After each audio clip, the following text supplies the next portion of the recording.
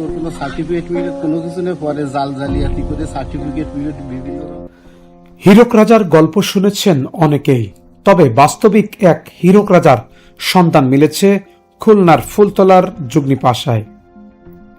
যুগনিপাশা দাখিল মাদ্রাসার super GM Yunus Ali হীরক রাজার মতো নিজের মাদ্রাসা পরিচালনা করে আসছেন। যখন যা মন চায় তখন তাই করে যাচ্ছেন। মাসে প্রায় 15 দিন মাদ্রাসায় অনুপস্থিত থাকেন, তারপরও গায়েবীভাবে একসময় হাজিরা খাতায় সব স্বাক্ষর হয়ে যায়। তবে এবার কথিত হীরক রাজা ইউনুস ধরা পড়েছেন CINTV 24 এর অনুসন্ধানী প্রতিবেদনের ক্যামেরায়। অনুসন্ধানে জানা যায়, জানুয়ারি মাসের পুরোটাই মাদ্রাসায় অনুপস্থিত রয়েছে এই সুপার। ছুটির দরখাস্ত বা মেডিকেল সার্টিফিকেট ছাড়াই একটানা মাদ্রাসায় অনুপস্থিত রয়েছেন।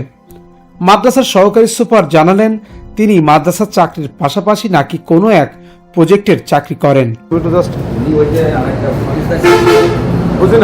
আরেকটা সংস্থায় চাকরি করে সুপার, ওই সেখানে দৌড়ি করে আসে, কিন্তু কি সংস্থা চাকরি করে? কি একটা ওই মিশনে কি মসজিদের কি কাজ করে, চাকরি করে ওখানে। এ খবর শুনে আমাদের অনুসন্ধানী টিম হতবাক। অনুসন্ধান চলমান থাকে। এদিকে যুগনিপাশায় এ দাখিল মাদ্রাসায় চাকরি দেওয়ার কথা বলে সুপার ইউনুস নাকি হাতিয়ে নিয়েছেন মোটা অঙ্কের টাকা, এমন অভিযোগ করেন আর এক ভুক্তভোগী। মনে হয় এই 1 বছরের মধ্যে মনে হয় 1 মাসও আসে না, 1 মাসও আসে না। কি বিষয়টা? আছে আজ 3-4 বছর হতে গেছে। আছে মাদ্রাসায় চাকরি দেবে বলে 8.5 লাখ টাকা, 8,20,000 টাকা নিয়েছে আমার কাছ থেকে। 8,20,000? 8,20,000 টাকা নিয়েছে। টাকা প্রতি তারিখে চাকরি মানে কোন পোস্টে চাকরি দেবে? আছে ওই কিলার পদে। কিলারে? কিলার পদে চাকরি দেবে বলে টাকা নিয়েছে। আছে টাকা নিয়েছে আমার কাছে, এই হয়ে গেল এই বলে আছে 2 তারিখ আমার কাছে টাকা নিয়েছে। মোট আছে 8,20,000 টাকা নিয়েছে। 2 তারিখে মনে করো। অভিযোগের তথ্য ও প্রমাণ নিয়ে যেন ধোঁয়াশা কাটছে না। সুপার ইউনুসের বিষয়ে কথা হয় উপজেলা মাধ্যমিক শিক্ষা কর্মকর্তা ফাতেমা বেগমের সাথে।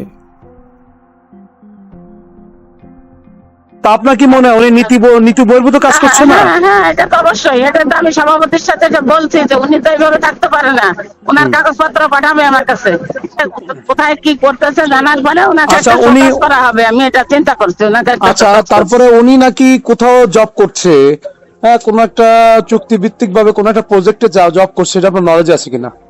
না, এটা আমার নলেজে কি করে থাকবে? এটা নলেজে থাকলে তো আর আমি এটা ওনাকে করতে দেওয়ার কথাই না, তাই না?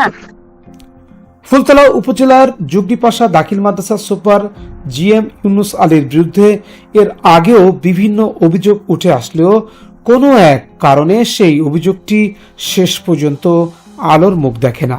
এবারও সুপার ইউনুসের অপরাধ অধরাই থেকে যাবে বলে মনে করেন স্থানীয়রা। তারপরও আশার আলোর প্রতীক্ষায়। শেখ রাহুল ও আলামিন খানকে সাথে নিয়ে আবু হামজা বাঁধন, CINTV 24, খুলনা।